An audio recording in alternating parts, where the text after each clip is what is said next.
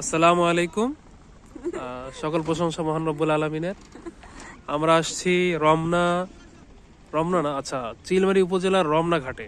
জি, সম্মানিত দর্শক, কুড়িগ্রাম জেলার ঐতিহ্যবাহী উপজেলা হচ্ছে চিলমারী। তার মধ্যে ঐতিহ্যবাহী স্থান হচ্ছে রমনা নদীবন্দর এলাকা। আমরা এখন নদীবন্দর এলাকায় রয়েছি। আমরা একটা ফেরিতে উঠেছি। এই ফেরি থেকে আপনাদেরকে দেখানো হচ্ছে, এটা হচ্ছে নৌঘাটি। এখান থেকে মানুষ হচ্ছে বিভিন্ন অঞ্চলে যাতায়াত করেন। রাজীবপুর, রৌমারী, এমনকি গাইবান্ধা নদীপথে এই নৌকাগুলো দিয়ে যাতায়াত করা হয়। এখানে মানুষ, মালামাল সবকিছু ওঠে। আপনারা দেখতে পাচ্ছেন এটা হচ্ছে ইট, এটা হচ্ছে আপনার পাথরের গুঁড়ি নিয়ে যাওয়া হচ্ছে।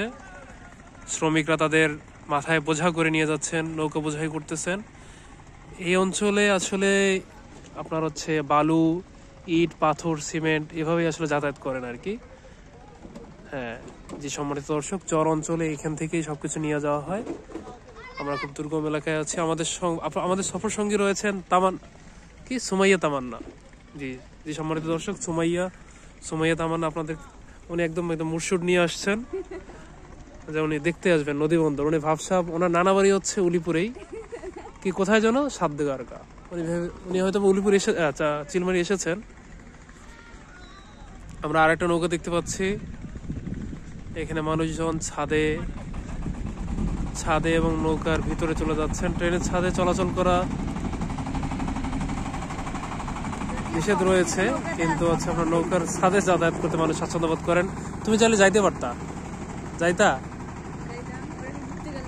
না? ঘুরতে ওরা যাবে আবার আসবে, ভুল হয়ে গেছে নৌকাটা। আমরা আরেকটা নৌকা দিয়ে যাইতে পারতাম, যাই আবার আসতে পারতাম, অন্যরকম ফিল হইতো আর কি। যাইতে লাগে 2 ঘন্টা, 1 ঘন্টা, আসতে গেলে 1 ঘন্টা, বুঝো নাই? কোদালঘাটি যাইতে কতক্ষণ লাগে? কোদালঘাটি 1 ঘন্টা। এটা কি এখন আসবে? এটা এখনই আসবে? 3টার সময় আসবে। এটা যাওয়া যাইতো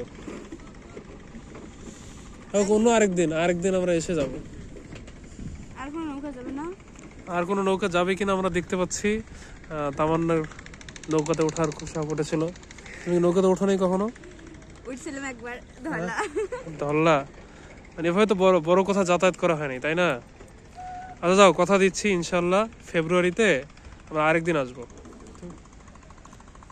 তুমি এখানেই দাঁড়াও, এই পারে দাঁড়াও। হ্যাঁ, তোমাকে মুড দেওয়া লাগবে না, পোজ দেওয়া লাগবে না। তুমি জাস্ট তুমি তোমার মতো করে দাঁড়াও, আমি ছবি তুলতেছি। হ্যাঁ, হাত নামাও।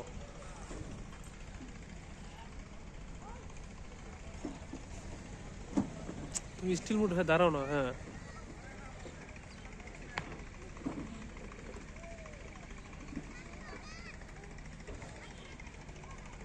হ্যাঁ ওই দিকে হয়ে থাকো, ওইদিকে। হ্যাঁ, একটু এদিকে ঘোরো।